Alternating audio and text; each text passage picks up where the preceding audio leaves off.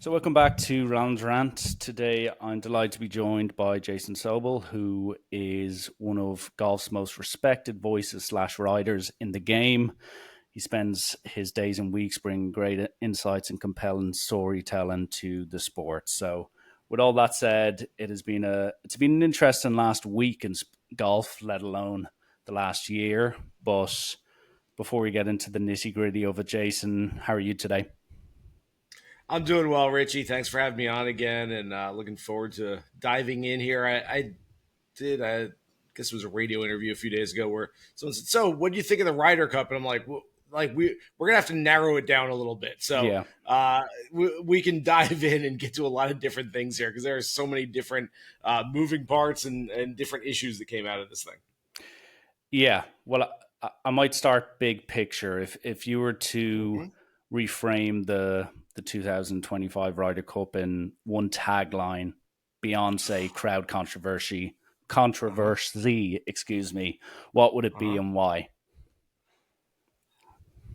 I will keep it on the positive side, not the negative side. I could say the Americans don't play well together, and instead I'll say the Europeans do play well together. That they have figured something out about being a team, about being together.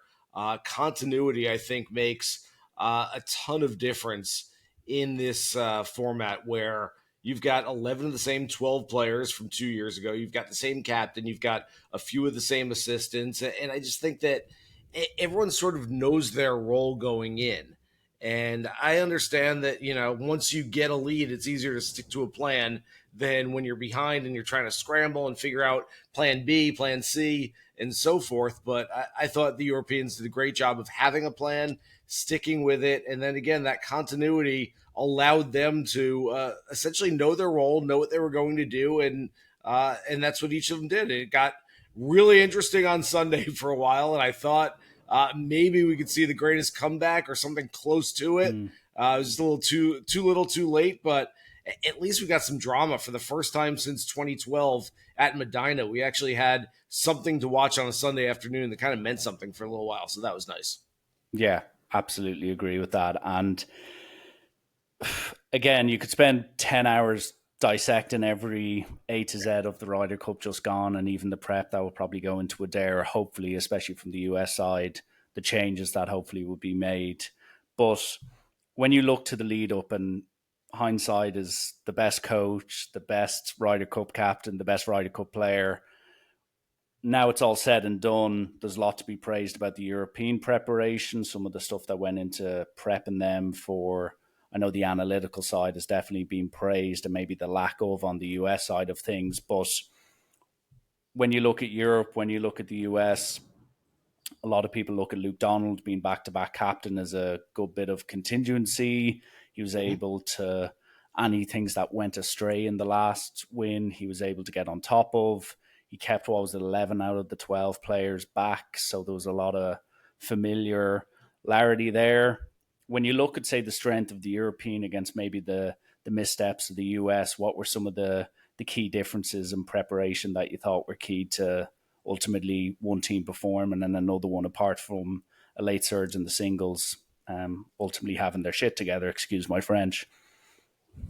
I'm going to go back, Richie, 11 years to answer this question. In 2014, I was there at Glen Eagles when it was one of the weirdest press conferences I've ever seen, when Tom Watson essentially blamed the players for not playing better, and the players blamed Tom Watson for not captaining better. And it was just a very, very weird scene and a lot of finger pointing in the end of that. But what they did afterwards, they formed a task force. And look, we all made fun of the words task force, which just sounds way too serious for a Ryder Cup. But that said, I like the idea behind it. The idea, which sort of got swept under the rug because everyone's laughing about, oh, they're going to try to form some whatever.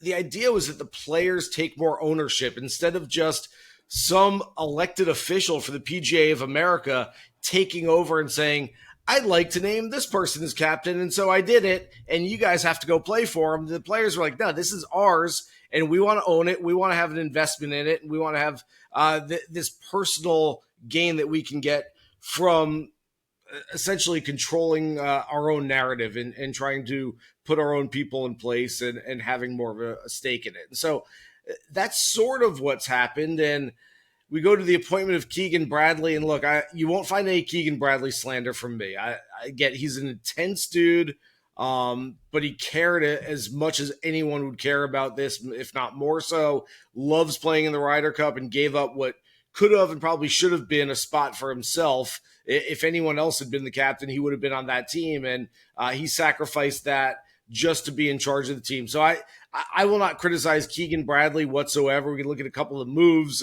putting Morikawa and English back out on Saturday morning. Okay, if you want to really micro-analyze some of the things he did, sure, absolutely. No captain's going to be infallible, and certainly there's going to be mistakes along the way. But I read a very interesting interview with that Adam Schupak did with Stuart Sink a couple days ago. Adam, of course, with Golf Week, and he spoke with Stuart Sink, who said, I had a really good interview before they named the captain. I thought I had a good chance of getting it. I still have yet to hear back from the PGA of America. And meanwhile, Keegan Bradley not only did an interview for it, he was sitting at home at some point and just got a phone call saying, hey, you're going to be the next captain. He's like, okay.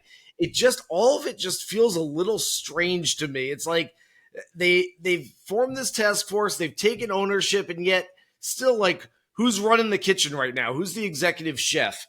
And I feel like there's a lot of people sort of making decisions, and I'm not sure who's making the biggest decisions. And again, I didn't have a problem with anything Keegan Bradley did. I didn't think he was a bad captain. I think he poured his heart into everything. If anything, I feel like the team almost played a little too tight just because he brought such an intensity to the squad. They're sitting there on Monday morning singing the national anthem and hearing from 9/11 survivors and getting pep talks. And to me, it's like, you're not hitting a ball that matters for another 4 days. Like, let's slow down a little bit and like work our way into the week. That said, is that why they lost? I don't think so. And so, again, I'm not going to point fingers at Bradley, but it just seems like there's a lot of strange moves behind the scenes for the U.S. side. A lot of people right now calling for the PGA of America to sort of give up their reign over, which they're not going to do. They own and operate this event. I don't see them saying, okay, we're just going to wipe our hands clean. We'll make money from it, but we're not going to have any say in anything. It doesn't work that way. Look, this thing's an entertainment product in the end, and they're trying to find the most entertaining way of presenting this. And we can get into some of the ways that they actually did present it in an entertaining way this year. I thought it was kind of interesting, some things that haven't been mentioned too much. But look, I think that the continuity that the European team has right now is a stark contrast to what the U.S. side has.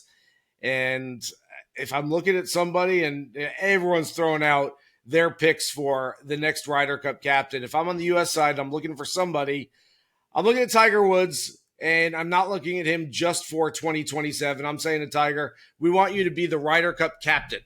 Other national teams, whether it's basketball, soccer, whatever you look at, they have captains in perpetuity. Until that person doesn't want to be the captain anymore, until they get fired from the job, whatever it might be, they are the captain. They're the coach. They're in charge. I've never understood why the Ryder Cup doesn't have it the same way, and maybe Luke Donald is sort of it for the Europeans, and if there's a blueprint that the Americans want to look at, certainly the Europeans would be a good blueprint to follow. Yeah. No, there's a big narrative around the Woods machine at the moment, and it's hard to, especially like you look at even the Europeans with the Liv controversy where they got the captain, I think it was Stenson, and since he went to Liv, they were like, okay, Donald again. And I think a lot of people maybe would have looked at your Ian Poulters, would have looked at your Westwoods, but they're not really in the fray, even a Garcia as well. Then like with America, as you said, someone like Stuart Sink is a great option, but especially I think you would have looked maybe Tiger Woods, maybe Phil Mickelson, but obviously the Liv controversy has definitely burnt a lot of bridges, it seems. So it does. Is it strange, Richie, that we can have Liv players on the team and yet there were no, not only Liv captains, but no Liv assistant captains, vice captains for either side? I just find that fascinating that we're okay with Liv players. Like they're fine. Come on in. Yeah, it's, we're all the same. There's no two tours during Ryder Cup week. And yet Phil Mickelson, who was always thought to be the captain, who would be a great vice captain for a guy like Keegan Bradley, who considered Phil a mentor for most of his career. No, we're not doing that. It's just, I don't know. It's fascinating to me. I don't have a reason or an explanation for it. Yeah, and I do think coming there in 2 years, if you look at the landscape of Live and the PGA, I reckon in the next 20 to 24 months, there'll be more developments, whether it's players coming back to the PGA Tour, whether it's more big signings, whether it's some sort of merger. It'll be interesting to see. And again, I don't want to spend half an hour speculating on what ifs rather than let's look at the certainties and the debt taxes and crowd controversy of the Ryder Cup, if you will. Oh, But yeah. before we deep dive into that, like I look at the shortcomings of Keegan Bradley, and he admitted to a lot of them in the press conference afterwards, and maybe he was just being overly harsh and trying to deflect away from the players. And I know JT came out and was just like, we just needed to make more putts and other quirks like that. But he was Bradley, that is very, I suppose in hindsight, he was detrimental towards the course setup. And I've seen a lot of things on social media just saying Bethpage Black, one of the first things or the most Instagrammable thing you'll see is how tough the course is. But like when I was watching that, and I've recently just come back from a golf trip to like Copperhead and Bay Hill, proper like mammoth courses, what the PGA can show from a tough and an accuracy point of view, but also a length.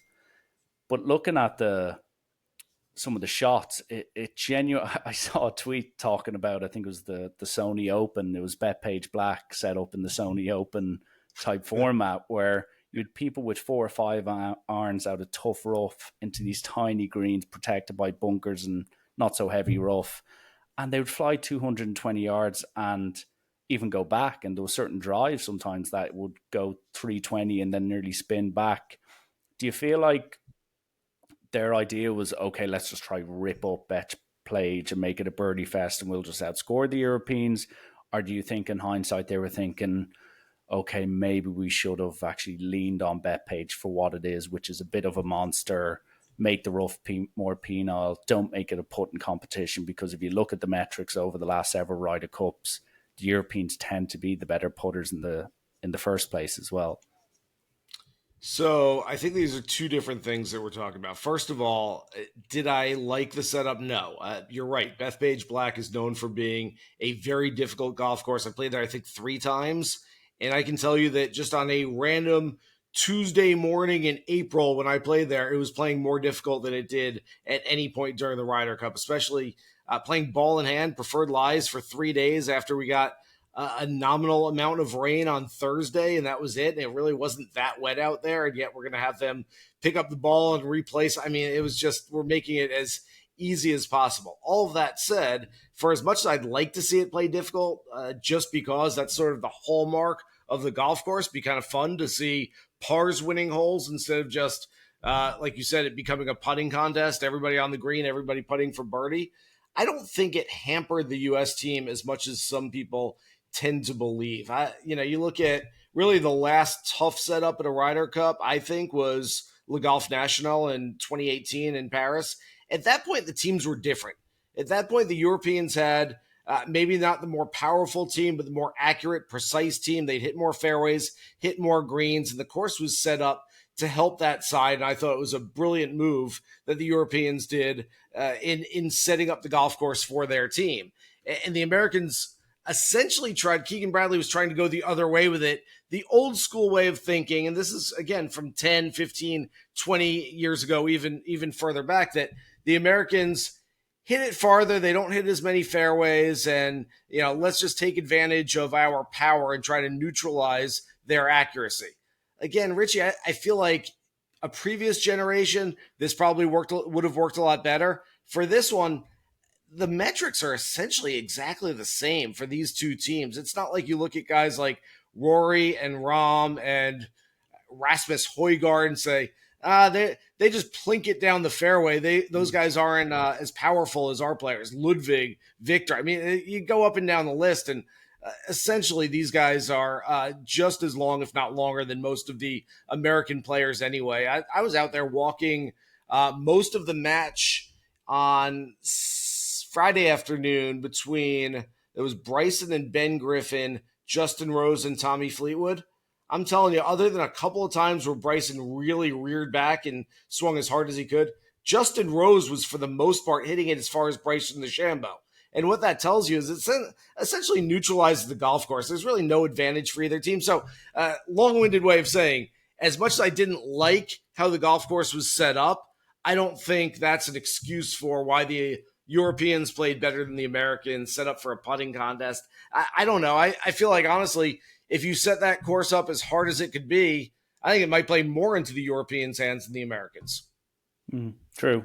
Absolutely. And when you, to rewind a little bit as to focus in on the US, because the Europeans, as you said, the machine would continue to go on. Like a year ago, people were like, "Oh, European team, it's over reliant on Rory. John Rahm's out of form. Larry's not exactly striking it that well." And there's a lot of question marks. And it seemed that the guys who were maybe slightly out of form, they found form. And then you look at the American team, Scotty Scheffler and Bryson, who were probably two out of the three best golfers on planet Earth over the last 6 to 12 months.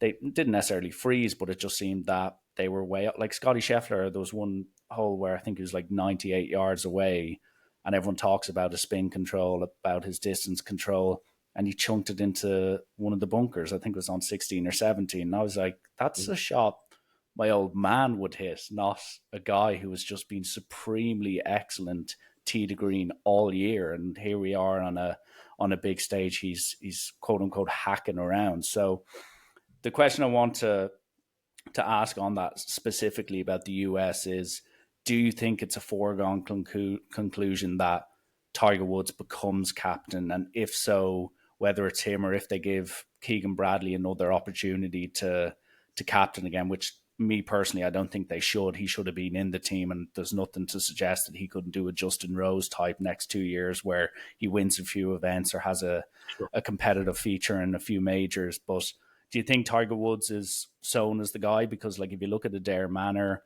he's very close to the owner of that. He was there at the Pro-Am there, I think it was like a year or two ago. Yeah. There's a lot of ties to it that hints that Woods would be perfect for that. The owner of Adair would absolutely love Tiger to be the opposition. It would help with the media drive. So do you think that's it? And then equally, if it is him, what changes or what non-negotiables would you like to see over the next 2 years to ensure that ultimately the US are not going to get hosed in the first 2 days like they have on many occasions on European soil? So I know, Richie, that the fans out there would like to think that, there's a committee and they're looking to put together the best person to be in charge. And I'm not saying that Tiger Woods isn't the best person. He's probably the best person to be put in charge. That said, there's so much going on in these back rooms. There's so much other. I'm just going to throw it out there, but you mentioned the owner, JP McManus of Adair Manor, who has a relationship with Tiger. In fact, a very good relationship with Tiger. I wouldn't be surprised if JP maybe throws a couple bucks Tiger's way and says, hey, you know what? We'd like your presence here at Adair Manor a couple times over the next 2 years. And you probably, if you want, you can tell people how good the golf course is and, speak about it in glowing terms and talk about how much you can't wait to get to Ireland. And, I think there's something to be said for looking beyond just the idealistic, who would be the best captain for the Ryder Cup team? Maybe we should have, I've read so many articles over the last couple of days, like maybe it could be this person. It's like that. You really got to look behind the scenes and understand kind of what's going on here. So I think that's a big part of it. The other thing, and I want to get back to what you said about, Scotty Scheffler missing shots from 100 yards out. So I've got this little theory now. And again, especially, and I don't know about the Europeans. I feel like you guys do subtlety a lot better than we do. We have to be banged over the head with something, but the American fans are looking for a black and white answer to why didn't we win? Well, that pairing was bad. We shouldn't have done that. Or that player should have played more matches and we would have won. Not everything's black and white in these things. And I think you look at the subtleties, read between the lines, and there's an old saying in golf that it has to mean everything and it has to mean nothing at all. And I know the American side has been criticized for not caring as much as the Europeans. I don't think that's the case at all. In fact, I think it might actually be the opposite. And what I mean by that saying is that you've got to practice, you've got to prepare, you've got to perform as if you care wholeheartedly about the process, about what you're doing. But when you're standing over the ball, you've got to play unburdened, untethered. You've got to be able to just play freely and not worry about the result and just go out there and play to the best of your ability. I think the Europeans have walked that line as beautifully as they can. I think the American side has the, hey, you have to play like it means everything. They don't have the, you have to play like it means nothing at all down yet. And I think that it's fairly obvious to me. You see a guy like Scotty Scheffler, you see a guy like Bryson missing shots from places where they never miss shots from. And to me, that's just, it's not that they don't care. It's probably that they care too much and they haven't been able to kind of release that caring, release that, like, let it go. Just sort of go, okay, you know what? I get it. We've practiced, we've prepared, we want to win, we know everything that's going on. Now it's just, hey, let's go play golf and have some fun. And I saw none of that from the American side. It was tense, it was stressed, it was high pressured. And I just don't believe you're going to win a Ryder Cup when you're in that kind of situation, especially when the other team is playing, like I said, unburdened, which is what you need to do out there. And then, like, even to delve deep into the preparation point of it, I've read a lot of pieces saying the President's Cup is the ultimate trap where it gets maybe unwanted confidence into the US team about pairings, about form, about maybe certain vice captains or captains getting the relative experience. Do you think, firstly, is the President's Cup detrimental in many ways to the ultimate USA performance at Ryder Cup? And then, I suppose, do you have any ideas yourself as to how they can prep better in, say, PGA Tour events and whatnot? Because I read that the European Tour and the European team certainly pair off players in not PGA Tour events, but professional events to get them accustomed to each other, get them chatting to each other in a competitive environment. Like, is there any, I suppose, to answer the first question about the President's Cup, but then secondly, do you have any ideas, or have you heard any takes that you think, okay, that's something that we could actually use going forward over the next 2 years ahead of it there? So the first part of this, Richie, I don't know what kind of golfer you are, but do you ever have like 10-footer for birdie and it's like, oh man, I got it. You're reading it from every angle and you miss it and you're like, gosh, you know, and then you have a 10-footer for bogey and you barely look at it and you walk up there and you give it a nice little stroke and it goes in. You're like, cool, I saved bogey, whatever.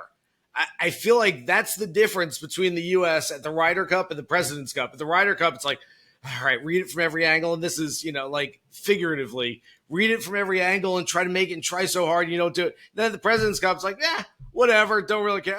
Look, it went in. And I think that they almost have to trick themselves into at the Ryder Cup thinking it's the President's Cup. I don't think it's that the U.S. side is that much better than the international side. I mean, yes, they're a better team, but on paper, they're probably a better team than the Europeans too. And they tend to lose that more often than they win. So it's not necessarily the sum of your parts. It's that, you know, it's just an attitude around the team. I don't know if there's anything they can do at the President's Cup to help at the Ryder Cup. I mean, this has been a long time now where they win the President's Cup every single time and, again, then struggle at the Ryder Cup the very next year. I mean, I've heard explanations for, you know, the Europeans play more four-ball and foursomes growing up, so maybe we should have our young kids playing more alternate shot and best ball formats when they're 8, 9, 10 years old to get a feel for it. I'm like, wait, so we're going to change the entire American junior golf system because 12 of those players might be in a Ryder Cup someday and it could help them to play. No, like, and also the other part of this is, what if the players then get into individual tournaments, major championships, other big events, and they don't have that partner next to them who say, man, we got them into team golf, and now these kids can't play on their own. They can't, you know, they're looking for a partner to lean on, and there's nobody else there. I just don't think you can go back to square one and try to rewrite everything and try to do everything differently just because you don't play foursomes that well every other year. And quite frankly,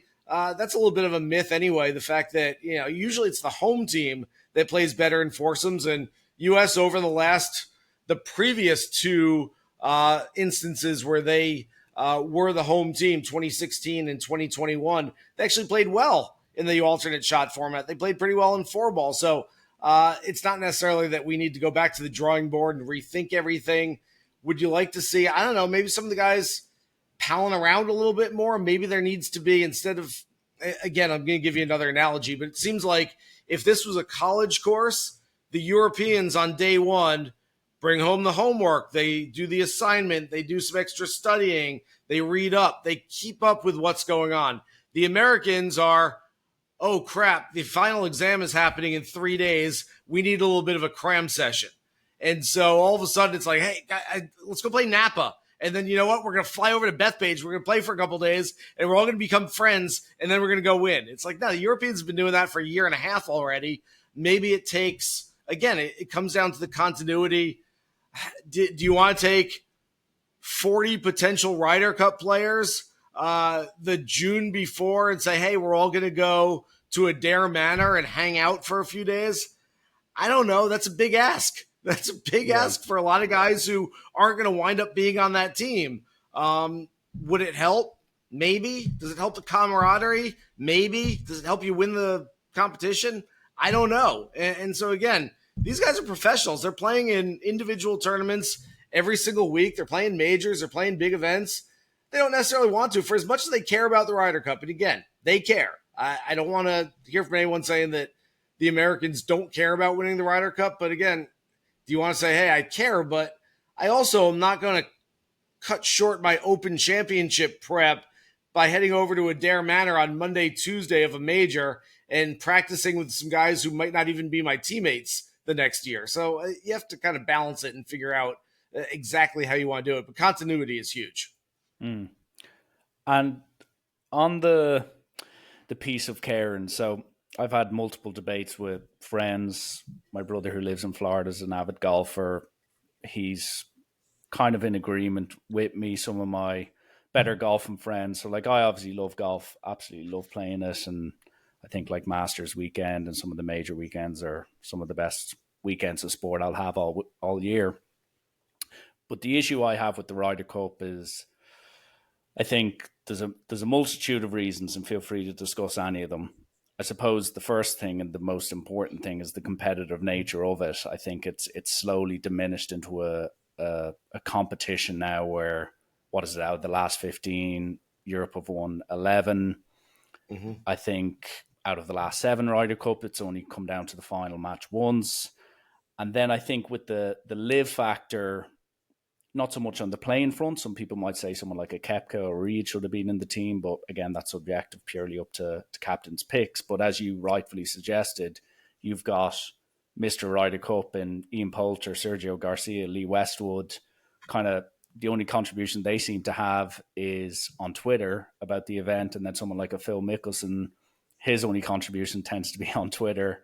You're kind of like, it's not an all-inclusive best versus best situation anymore. And I'm not saying that's anyone's fault, because Liv obviously has come in and disrupted things. But I think from the competitive point of view, it's somewhat being diminished. And I know it got a bit exciting. There was that hour and a half, 2 hour period where people like, it's like that Jim Carrey gif. Are you saying there's a chance? And there was a chance for a minute, but it felt like an NFL game where someone goes up 28-0.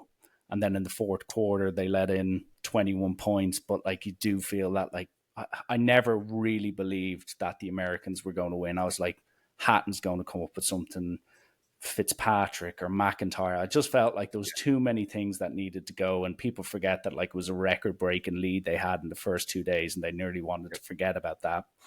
Then to add to that, I do think, and we'll touch on the crowd controversy element of it, where it'd be interesting getting your take, being a part of the media, where it felt like the USA team and the European team, even before they teed off for the first time, they were talking all about the wild Bethpage crowd, how rowdy it's going to be.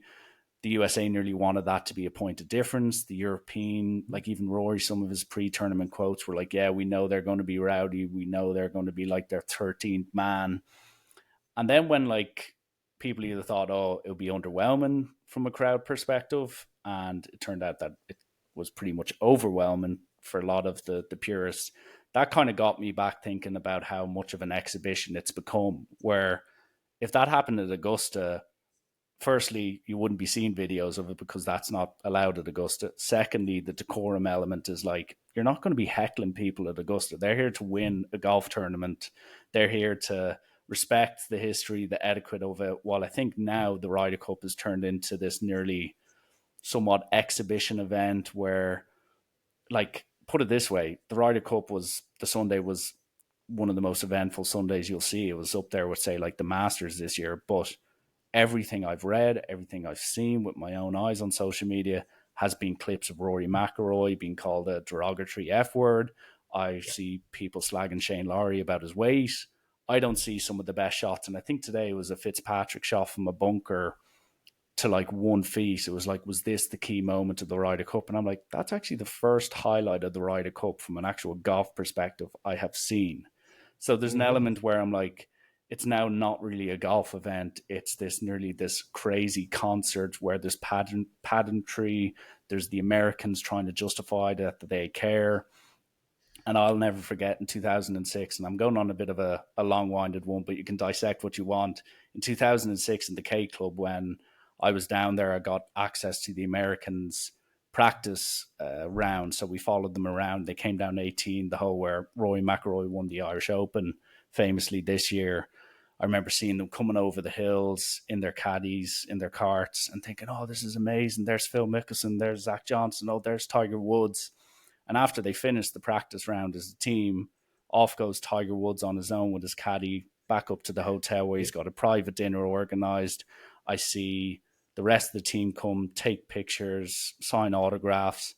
One of the players goes off on his own, and then 10 of the players go in for dinner and a few drinks with their caddies. And I'm kind of like, well, what about, why is not Tiger there? And why is another player gone off on his own? Like, it seems a bit separated. So I do feel like looking at it still to this day, as you said, the Europeans are in it. There's no fakeness there. They really do care. Well, the Americans, as you said, like with the 9/11 references on the Monday, they try galvanize something that isn't necessarily authentic. So that's the issues I have with the Ryder Cup. I don't know if you agree or disagree with them, but I suppose if you want to dissect, was the media to blame for the crowd problem? Was it the captains? Was it the players? Or what do you take about, I suppose, what do you take from my takes, if that makes sense? Yeah. So I've heard a few people say, it's the media's fault. I'm like, whoa. What did I do? Not me.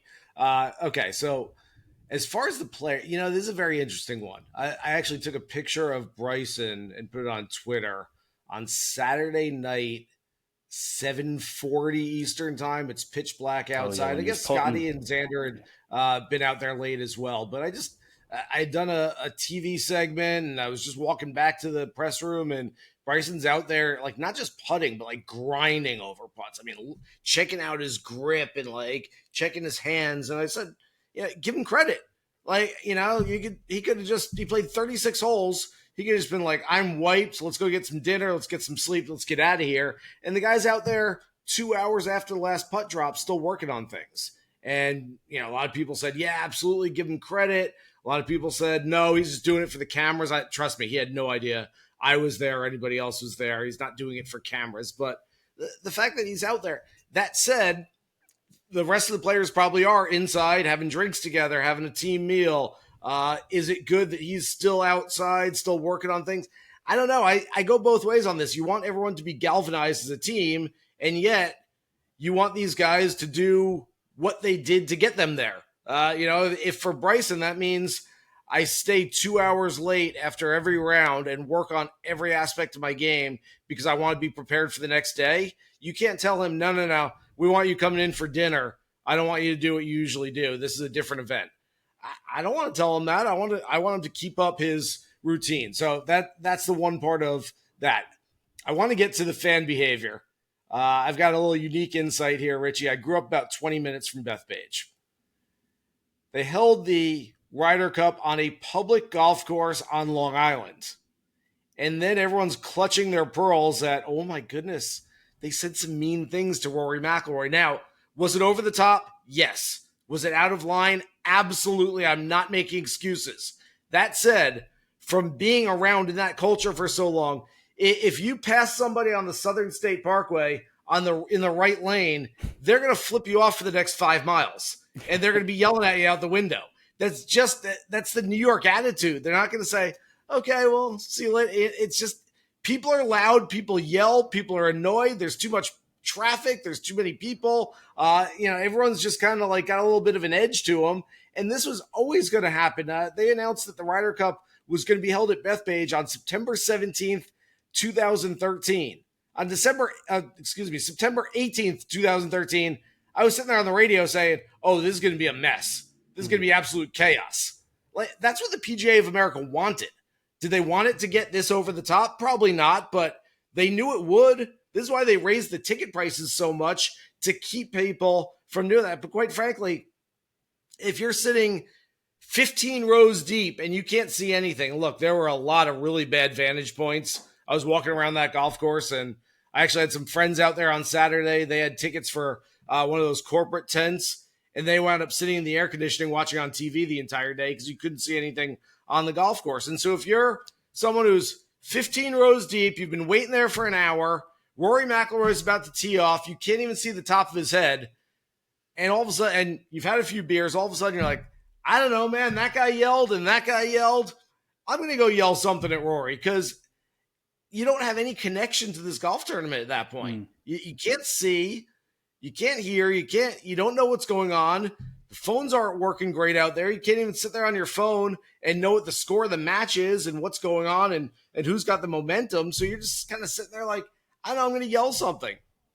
And I think it's worth saying that, it's very easy to watch on TV and say, all those people are yelling stuff. First of all, it's not everybody, obviously. I think we would all understand that. Secondly, like, that's your one chance. If you're sitting there, you got your spot on the 7th hole, and you're sitting there 30 yards off the green.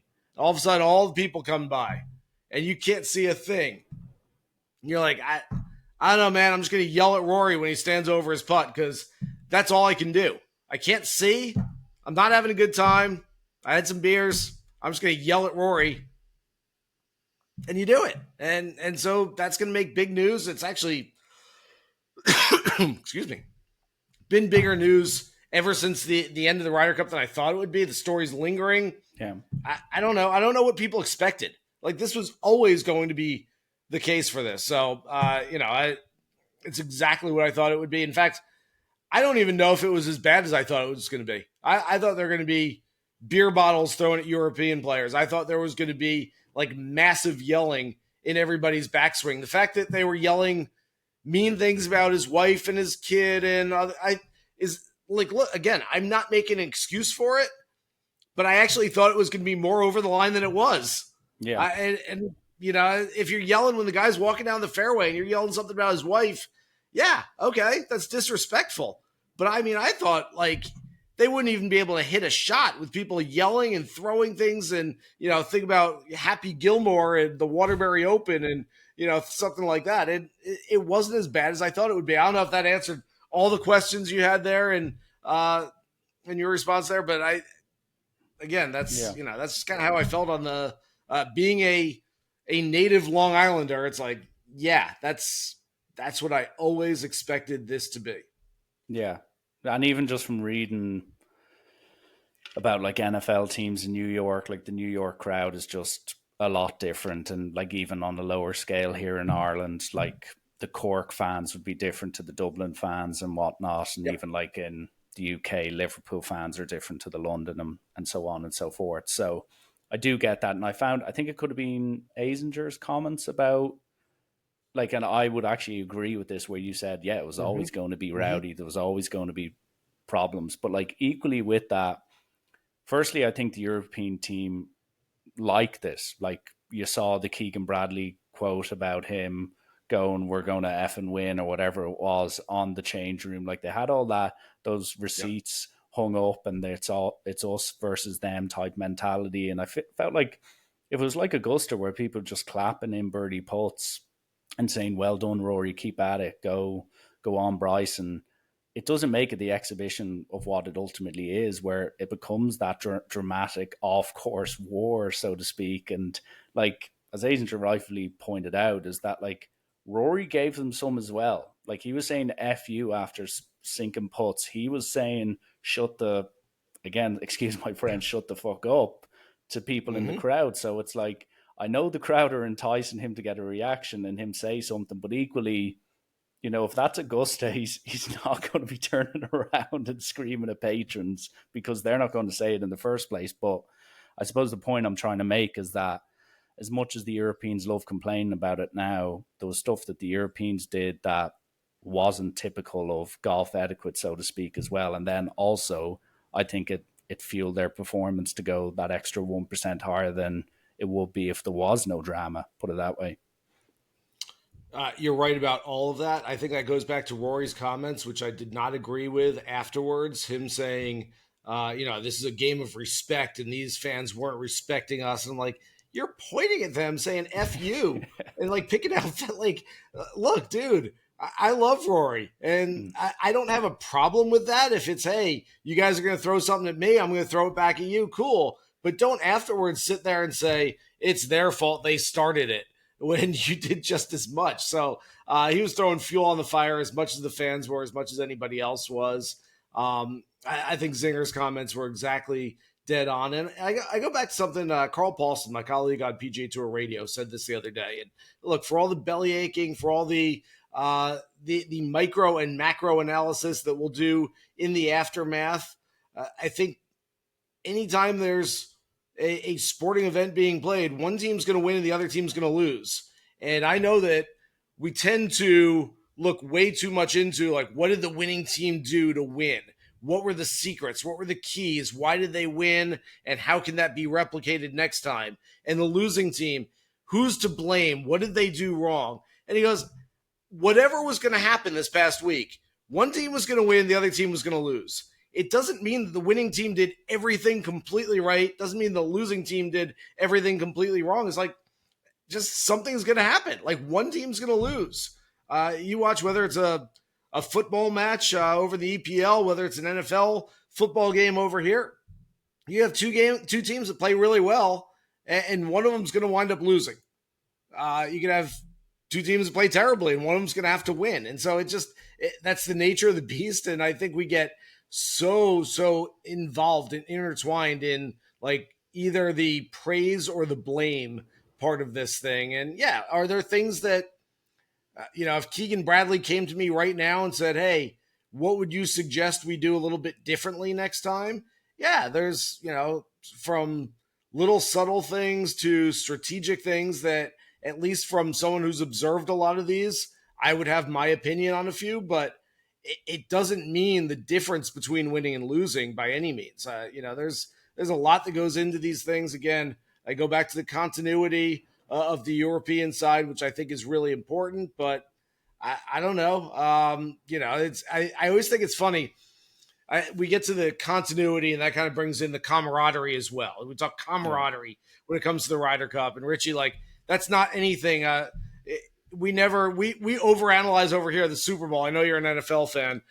We overanalyze the Super Bowl for 2 weeks. At no point do we ever get to the Eagles are better friends with each other than the Chiefs are, and so they're going to win because they're better teammate. Like, we don't talk about camaraderie in any other sport, and then every 2 years the Ryder Cup happens, we're like, ooh, better camaraderie over there. I get the notion of it, but I think it's so ironic the fact that essentially here in America that the Europeans are better friends, they have better camaraderie. What's the criticism of the American side, and what's been the criticism for a long time? Oh, it's the old boys club. These guys they're just buddies and they just want to pal around.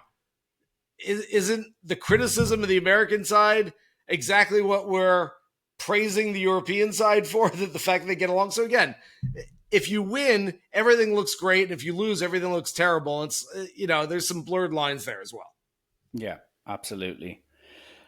And yeah, as I said, we could absolutely go on and on and on, look towards his air and whatnot. But I do, it's the only time really, as like, even I'm chatting to certain pro golfers now, trying to get them over the next few weeks. This is the only real downtime. I know there are a few events, but in relation to looking at majors or FedEx Cups, it's a time to somewhat decompress for most golfers now.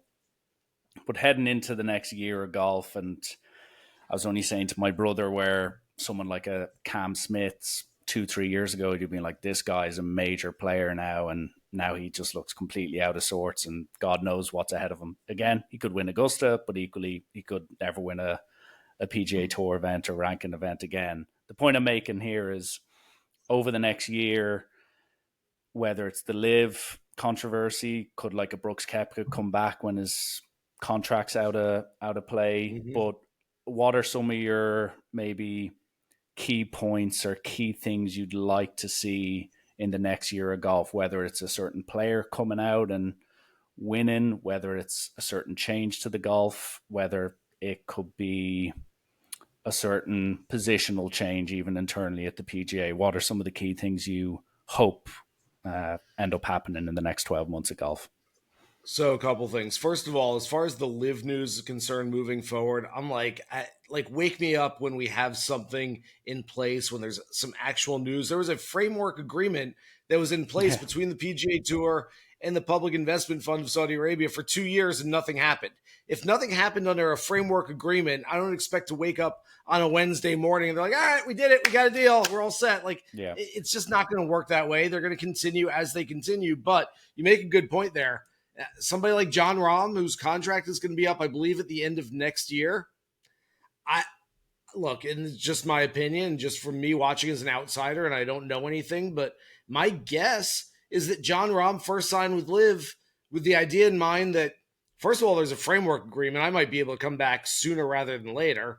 And secondly, if I don't, I'm going to take this $400 million or whatever he got from Liv, go play for 3 years, contract's up, and then move on. I'm a free agent and go play the PGA Tour. Maybe I have to pay a penalty. Maybe I have to sit out for a little while, but I'm going to work my way back to the PGA Tour. And quite frankly, I think the PGA Tour, it would be idiotic if they said to a Jon Rahm or a Brooks Koepka or any of the other top players, if they want to come back to the PGA Tour, sorry, you guys are going to have to sit out for a year. You're going to have to, pay a penance to give it. No, like, come on, it's the best players in the world. You want to have the best tour in the world. I think you take them back immediately and you deal with the players who stayed by saying, you know what, we've done things for you as well. And let's just try to get back to having all the best players playing against each other. I think for me, the biggest thing over the next year is building on the momentum. And we talk about live and we talk about where golf has been over the last few years. And there's been some dark times, some dark places where it's gone. And a lot of people who have tried to leave the game, fans who said, I don't know. And I have buddies like this who are casual golf fans who go, I don't know. I like Bryson and I like Scotty and one's playing here and one's playing there. You know what? I'm just going to not watch either of them. And I'm not watching anything. I'm not paying attention. And I think that was the case up until this year. And this year probably brought a lot of people back. I know the ratings were up. Interest level was up. We had the two best players in the world, Scotty Scheffler and Rory McIlroy, win three of the four major championships, plus the players, and then be heavily involved in the Ryder Cup and the Tour Championship as well. That's a really good thing for the game. The game needs its biggest stars to play well. I don't know that we necessarily are ever going to see a Tiger Woods again. That was sort of a bump in, what's become essentially a niche sport. That said, the best players playing really well are always good for the game. If the game can keep up that kind of momentum, keep building up stars over the next couple of years, I think it's going to be in a really good place. But I think people have to realize, too, you can't manufacture this. The PGA Tour has tried a little bit with the signature events, saying, hey, we're just going to have 50 players, and that gives us a better chance of having Scotty and Rory on a Sunday afternoon. You know what? I just don't think people are as interested in that. People want to see the stories as well. They want to see bigger fields. You want to see guys who, like Ben Griffin, who was working as a mortgage loan officer just a few years ago and is now playing in the Ryder Cup. That's why we love sports. That's why we love watching golf, because those stories can happen. I don't want them manufactured in smaller field events without a cut. That said, if the best of the best play their best in those big events, like Rory at the Masters, like Scotty at the PGA and the Open, I think we're going to have another big year, and hopefully it happens moving forward. Yeah, here to that. And yeah, it's I with other sports and whatnot, I have people on and they do their predictions, and sometimes you're like, "What a genius! They saw that coming," and then equally something crazy happens, and you're like, "Okay, let's delete this footage and just take 2 minutes out of the section." But no, I do agree with your sentiments there, and hopefully, especially around maybe some of the top guys from Live coming over, and as you said, some drama, some stars keeping up with the momentum. As you said, maybe the Scotty show comes on, or maybe some young superstar that neither of us have even been aware of comes onto the scene and suddenly blows people away. So time will tell on that front. So yeah, Jason, just to finish off, I would be remiss of me not to do some quick fire questions to Oh yeah. send you off on the rest of your day. So some of them are themed to what we've just discussed. Some of them might be themed to Ireland. And again, none of them are too controversial. So you'll be okay. We won't be needing to hopefully delete anything. But me and my brother have been debating it. And I did mention the two courses, but I'd be interested to get your take on it. So first question is, which is a better golf course in your opinion, Copperhead or Bay Hill? So I live about 10 minutes from Bay Hill. I play there like once every other month. So I'm probably partial to Bay Hill. Copperhead's a really good golf course. I will take Bay Hill, though. And the locker room at Bay Hill with the card games going on, Robert Dameron, my buddy, sort of runs all the card games there. There's not a better hang in the world right there. Yeah. The one thing I'll give Bay Hill, and we like to, people will see it in Adair in a few years, like when it comes to facilities, we stayed on site and it's just like even we were there in August, and there wasn't a piece of plant or grass out of shape, even for that time of year. So it was absolutely flawless, and the practice areas is magnificent too. I haven't seen one with like mini par threes. Even place like the K Club in the Dare wouldn't have that. So yeah, I wouldn't necessarily disagree, albeit my performance that day didn't match my brother's 2 or 3 under performance. So. Yeah, ooh, that's good. That's good around there. It's it's a tough course. But I've had a ton of fun there. Rick's the best bartender in the world. You sit there in the locker room, play some cards, let him pour you some drinks, and you'll never get to the bottom of that glass. Trust me, if he's there pouring them. So it's a good time. Yeah. And slightly different, but what is the best golf course in Ireland, in your opinion, that you've either seen or played? So I have not been over there since 2006. Stayed for about a week after the Ryder Cup and didn't play a ton. It is not the best course in Ireland. I know that. I know Portrush and Old Head and Ballybunion, and I haven't played any of those. But I'm just going to throw out, for those who are going, especially to Dublin, and there's not a whole lot of like quick trips from Dublin, but European Club I thought was fantastic. So that's the best one that I've played over there. I think I played European Club and Waterville. So there's a lot of really good wine. No, Dornoch, Ireland or Scotland? I think that's Scotland. Scotland. Yeah. Okay. In any case, there's a ton of great golf over there. I haven't been to a lot of them, so don't take my word for it. But if you're looking for a fun one, just south of Dublin, I believe, European Club is a really, really underrated place. It's funny you say that, because that's when my brother comes back to Dublin. That's where we're going to play next, because I think it is the best in Ireland. I've played a lot of the top ones on the ranking, but I think it's just absolutely incredible. They've also made some new adjustments. They have new ownership now. So over the last 6 months, they've made some adjustments that a lot of people make it a lot better. So I'd agree. Good taste, Jason. So I'll agree with you on that. All right, good. Now, a bit more specific, what's, in your opinion, the best golf hole in the world? Whew. What a question.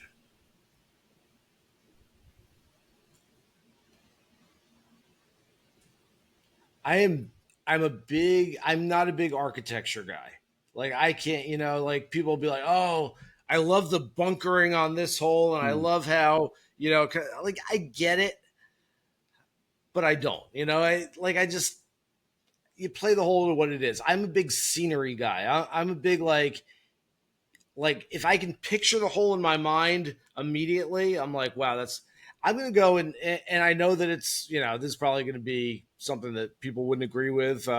at least the architecture fans. But because I know that Pebble Beach, if it was in Nebraska in the middle of the country, would be just another golf course instead of being on the edge of the Pacific. But I go to number 8 at Pebble. You remember the shot that Jordan Spieth hit a few years ago where he's hanging over the cliff? And I'm like, I can't even watch it. Like, I've got a little fear of heights, and I watched Jordan Spieth on the edge of that cliff, and he said afterwards, like, I've got a family at home. I probably should not have hit that shot. To me, that's just I've had so many good memories. That's like I was at Pebble a couple years ago for the AT&T, and it's just like good for the soul. So again, I have a hard time separating sentimentality from an architectural design. And so I'm always going to lean towards sentimentality and scenery myself. And so I'll very quickly throw the 8th hole at Pebble up there as my favorite. But again, I'm sure someone else is going to tell me why it's terrible and why architecturally there's 1,000 other better holes out there. Okay. So next question for the USA team. It's not like who would be the best captain. So it could be a current player, it could be someone on the Champions Tour. Who do you think, whether it's for serious reasons or lifestyle choice decisions, who would be the worst possible captain the US could pick?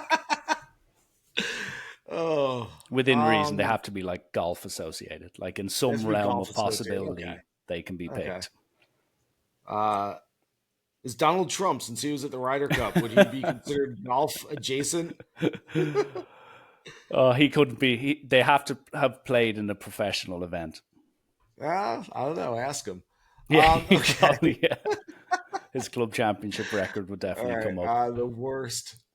God, I'm trying to think of. I was going to throw out like a John Daly. I actually think John Daly would be terrific. I think the guys would love playing for him. I think he'd be a hoot in the interview room, and I have no illusion that it would ever happen, but I think he would be good. I am going to go with, you know what? There's an easy answer here. It would be Tom Watson again. And I love Tom Watson. I know Tom's revered overseas because he won the Open Championship so many times. He was a really bad cat. He is the epitome of, and Tom Watson is sort of like the name that I came up with, but it could be any one of like anybody over the age of 65 or 70 who essentially looks at it. They're not going to look at the stats. They're not going to look at the data and the analytics. They're not going to talk to the players. They're just going to like put guys together. Hal Sutton putting a Tiger and a Phil together, just go play and go win.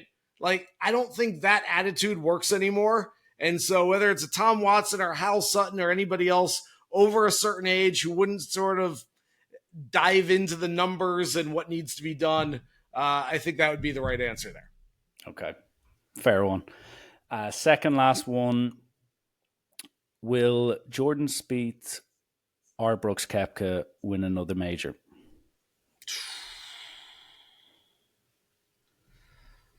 It's one of my favorite questions. I used to love watching, and they do this on Golf Channel, where the Monday after a major or after a big event, they'd say, how many majors do you think Rory's going to win? Wow, Rory's one of the all-time greats. I think he gets to 8 or 9 majors. And then, how about Scotty Scheffler? Well, Scotty Scheffler's going to get double digits. How about John Rahm? John Rahm's fantastic. He might get 6 or 7. How about this? And you start doing the math and you're like, well, we have now accounted for 94 majors over the next 7 years.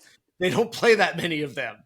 And so I think the tendency is to look at the names and say, yeah, absolutely he'll win another one. Yeah, of course he'll win. He'll win. He'll win. And then you start actually compiling a list and you're like, no, like we've now accounted for majors through 2074 and these guys are going to be 100 years old. It doesn't work that way. I will say that Brooks does not win another major. I just think something's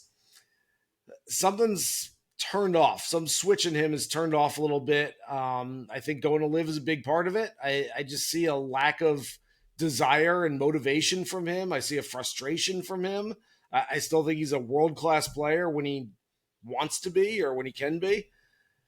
Jordan's probably closer, but I'm going to say no for Jordan too, just for the reason that, and this is sort of the answer, Richie, that I always gave when people would ask if Tiger Woods could come back, whether it was this year, whether it was 5 years ago, 10 years ago. And yes, of course, he won the 2019 Masters and did come back at one point. But the struggle was never finding his swing or being healthy. It was always, he's got to come back and beat Scotty and Rory and Xander and Bryson and all these other guys. And for me, that's the big thing for a Brooks or a Jordan, is not just, well, they've got to kind of find it again and work their way back to starting to win tournaments. But it's, no, you got to go beat that guy and that guy and that guy, and you throw in a JJ Spawn every once in a while, who's going to win a major. Like, I just think it's going to be really, really tough. Yeah. I'm a Brooks Koepka fan at heart, and I keep having this debate with my brother, hoping that he can show it back. But like, yeah, I do agree with you. It's more of the case, the talent they actually have to beat, even if they do, getting conversations. Like, even saw Koepka, I know he won a major after, but like when he was leading at Augusta, everyone was like, oh, he's back. And then John Ram was like, well, there's a few other big dogs out here. So that's kind of case in point. And by the way, my answer there should ensure we get a Koepka Spieth playoff at Augusta next time. I'll just sound clip this 90 seconds and it'll be hopefully trending. But lastly, again, it's always tough, especially how golf trends and form can dip and dive outrageously. And Jordan Spieth and Koepka are good examples. If you could pick the 4 major winners in 2026, I know there's a lot of golf to be played and injuries play a factor, but if you were to go Masters, US, PGA, and British, who would you pick? I'm going to go right now with, and granted, I'm thinking about this for 5 seconds before I'm actually putting in my answer. So I reserve the right to change these before over the next 8 months or so, whatever it is. I will go with Bryson DeChambeau at Augusta. I think he's learned something about his swing. I think he's not trying to hit it 390 yards anymore and just try to he's far enough, he's long enough, and I think he's figured something out at that golf course. For the U.S. Open, or I guess PGA is next. For the PGA, give me Cameron Young. I think that in a lot of times we see a guy at the Ryder Cup sort of get over that next hump. And of course, Cameron Young won the Wyndham Championship at the end of the regular season on the PGA Tour this year. I saw a confidence in him, not just at the Ryder Cup, but in the tournaments leading up to the Ryder Cup. During the FedEx Cup playoffs, he just looked and sounded like a different person. And I think Cameron Young's going to take a ton of confidence into 2026, and I think he can win a big one. So I will take him at the PGA. Scotty Scheffler on his 30th birthday to win the U.S. Open and claim the career Grand Slam at Shinnecock, I think is just a fantastic storyline that probably won't happen because it would be too good to be true. And then for the Open Championship, how about another guy who just got off the schneid and apparently is never going to lose again, Tommy Fleetwood. I've picked him to win an Open in the past, and I will continue picking him to win an Open. Okay. Good picks. Time will tell on that front. And just parlay all 4 right now. Yeah. Be a good accumulator, put it that way. And I suppose, Jason, for anyone who's interested in your work, where's the best place to find you? I know you're very active on Twitter, but is there any other specific things you'd like people to be aware of? Yeah, at Twitter, at Jason Sobel Golf. I'm taking a little Twitter break after having to block about 500 people this weekend because they were just mad. On both sides, by the way. Both sides of the pond. Equal opportunity blocking on Twitter. But yes, taking a little break. We'll be back there back on there soon. SiriusXM PGA Tour Radio, where I'm doing a lot of post-game after tournaments and filling in throughout the entire week. CBS Sports HQ, doing TV and podcasts over there. I write and do video for BetMGM, trying to look at things from a betting perspective, and that's about it. Write every once in a while for The Athletic as well. Okay, awesome. Well, Jason, I know it's been a few years since you've last been on, but really enjoy the conversation. I know golf doesn't necessarily sleep in your end. There's PGA Tour and European events, and especially in the betting cycle, there's rarely a dull moment. So thanks again for coming on. Wish you all the best. Look forward to seeing if these predictions pay off. And listen, enjoy the weekend when it comes, and at least you don't have a storm to contend with like we do here. So thanks again. I got a tea time in 2 hours, and it's raining out right now. So hopefully this goes away soon. We might be looking at cart path only, which I don't like at all, but that's okay. We're gonna have some fun. And the next time you come down to Bay Hill, Richie, give me a call. I'm 10 minutes away, and love to meet you out there, even if it's just in the locker room, play some cards, and have some drinks. But appreciate you having me on again, and we'll see what happens with the Ryder Cup moving forward. But my money's on Tiger being the U.S. captain for 27.